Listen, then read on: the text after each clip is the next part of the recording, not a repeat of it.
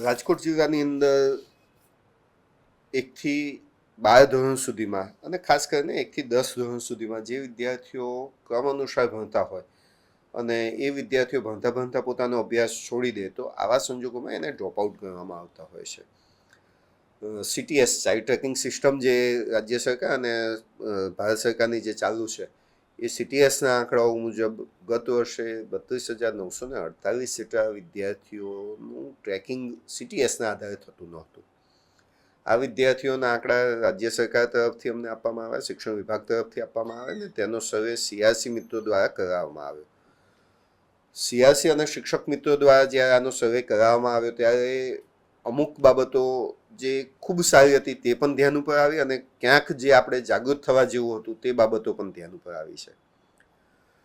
કેટલાક વિદ્યાર્થીઓ એવા હતા કે જે ઓલરેડી એની એ સ્કૂલમાં પોતાનો અભ્યાસ ચાલુ કરી દીધો હતો, તે બાળકો પણ એવા મળી આવ્યા છે.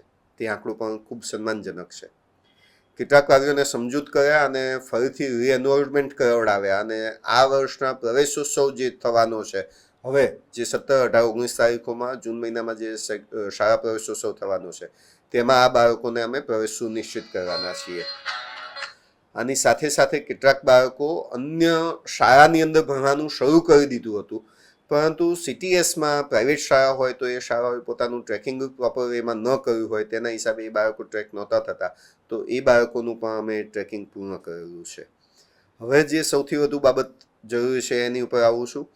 8,087 જેટલા બાળકો એ માઇગ્રેટ થયેલા છે. આ માઇગ્રેટ થયેલા બાળકો એટલે રાજકોટ જિલ્લામાંથી અન્ય જિલ્લામાં કે રાજકોટ જિલ્લાના ગુજરાત રાજ્યના રાજકોટ જિલ્લામાંથી અન્ય રાજ્યમાં જતા રહેલા છે. આ બાળકોનું પણ ટ્રેકિંગ અત્યારે હાલ અમારું ચાલુ છે કે એ બાળક કયા જિલ્લામાં ગયું છે.